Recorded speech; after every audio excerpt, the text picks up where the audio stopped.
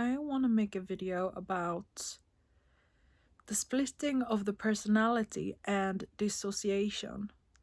And I thought about this because it's so important, and it is kind of like the next step in this fundamental one, and spitting truth, which is fundamental two, of the groundwork that needs to be laid out beforehand, to go on to the next steps, I think, in what I see for this channel. And the reason I'm doing this is in order to understand our limitations. I think it's very important to have consciousness of why we are limiting ourselves, and seeing how it's not really our own fault. It is the conditioning that we have received's fault. And that's because many different things, but it is mostly unconscious. It is something that is formed when we grew up and has not really been questioned, because we don't understand why this would be, why our parents are not really the authority. They are supposed to be the people that are protecting us because we're unevolved. We're not fully understanding everything about our surrounding yet, and they're supposed to make us prepared to stand on our own feet. And we're not supposed to question their judgment because we're not fully developed ourselves. So if they teach us, for example, with very angry words that we shouldn't be too loud, we're not going to be like, yeah, but if I suppress that part of myself, I'm not full. Like, we're not doing that. They are the authority while growing up, and we have to listen to them because it's a matter of survival.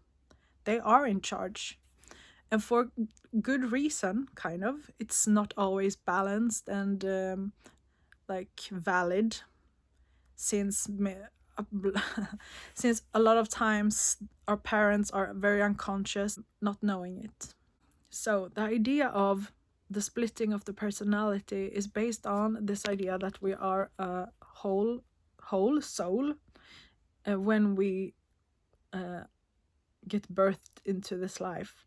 And as we are conditioned, it is the ego's formation that kind of like contains the soul's expression by the disciplinary system that is put onto us from our parents and school.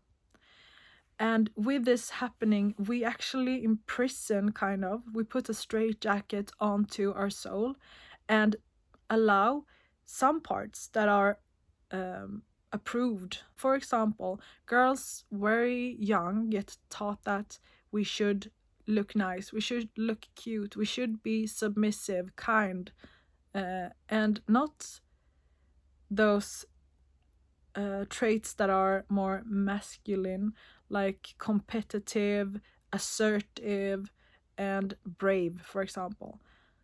And while this is stereotypes that have kind of like subsided now with a more awoken parental generation coming into like the forefront, they are still lived through us. They are still present in the collective unconscious, and we can still see them in media, in like movies still, and books and whatever. So they're still lived out, but it's not as strong. But most likely older generations, or generations like above 15, still have them in their shadow sides, because the repressed parts that are not allowed, that we're disciplined with shame to not express as much as the approved parts, we push down into our unconscious. Then they sit there in the unconscious, and we are not in contact with them. We are in contact with the parts that are approved, and the parts that the memory we have of something happening and someone saying we shouldn't behave this way, or they give us shame for that part. We feel a very anxious reaction when this is manifested in our present day. So with our survival mechanism, we try not to experience this again because we feel a bodily sensation that it's not good to show this side. So with shame, we suppress it and really try to avoid feeling this feeling again. So we identify with something and then disown another part and push it down into the unconscious. So this is the splitting of the personality. We allow something and we disallow something else.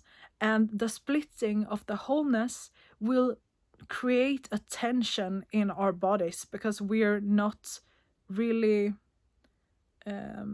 living fully. So this tension makes us anxious, and the psyche is trying to balance them out, the parts that we don't allow, because they're just laying there as stagnant energy charged with shame, and it's tension that's stored in our cells.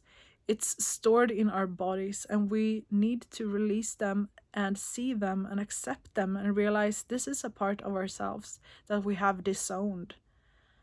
And the body and mind is always striving for homeostasis, that's balance. So we need to hold the tension of opposites. We need to be able to see that we actually have the other parts, the other balancing part of our psyche. For example, we can think about shyness and extroversion, or being extroverted, as polar opposites. And one is getting energy or feeling recharged from being with people, and the other one is being discharged, being very drained when with other people. So there are two really opposite sides of how to be in a social setting. And when we have identified with one of them, the other part will be suppressed. And with the suppression, with the splitting of the personality or the splitting of the soul, we then have the tension of the other part in our unconscious. And what we and the mind is trying to do then, how to better balance this, is by trying to compensate. And that is, we project onto other people, and maybe people that have this shadow side that we are not allowing, maybe that triggers this anxiety response in our body, and we don't realize why, because we don't even know that we have this part. So how this could manifest is that maybe if you are someone that is shy, for example, and you have had experiences when growing up that when you make a lot of noise, when you assert yourself, it is not safe, it is not good, it is not allowed.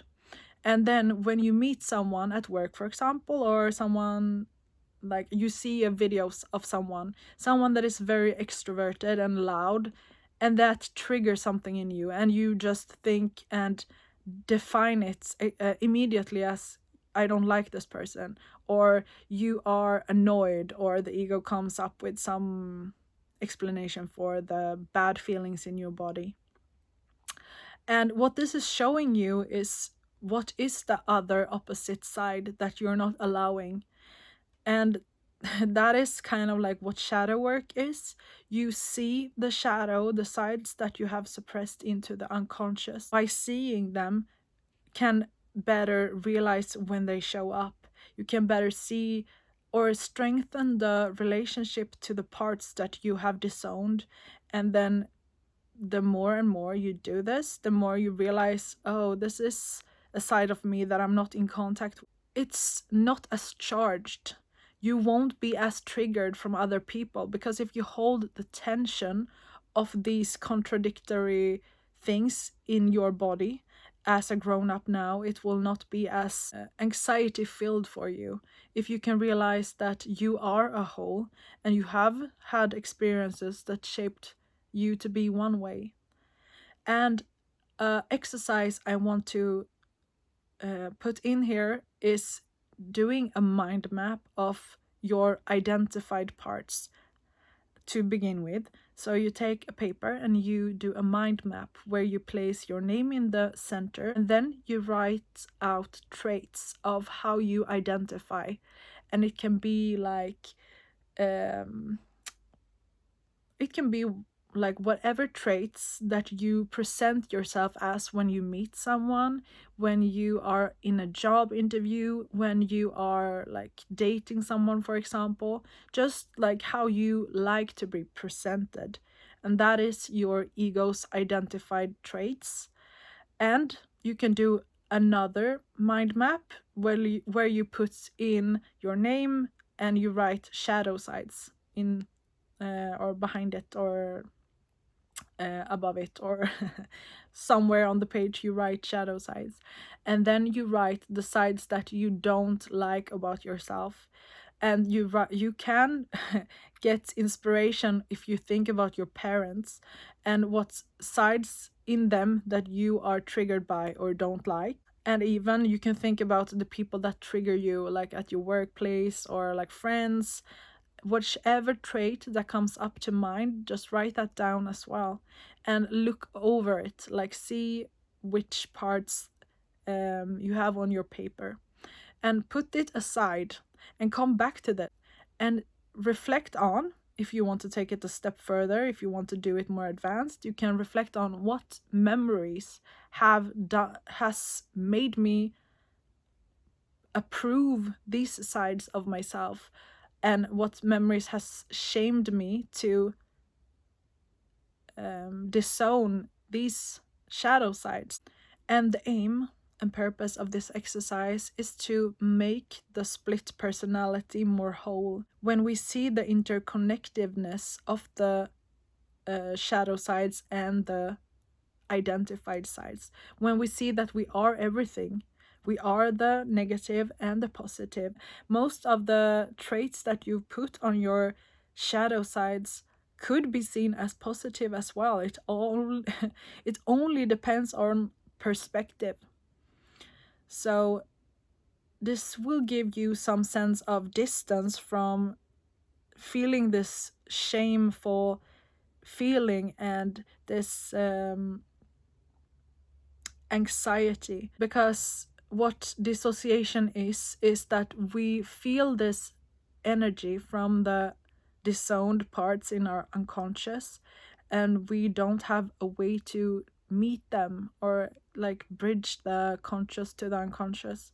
So they're just like laying there in our bodies like stagnant energy, and they're begging for inclusion or begging to be seen. And if we don't realize what's happening, if we just walk around with tension and anxiety and don't know how to hold ourselves in our own wholeness, if we have disowned the parts with shame, and then we try to flee that, we try to escape that, and that is what dissociation is. And dissociation is procrastination in the being in the present moment, being in our wholeness, because we're not whole, we have disowned certain parts of ourselves. Like, that is in a nutshell what I want to explore in this or on this channel.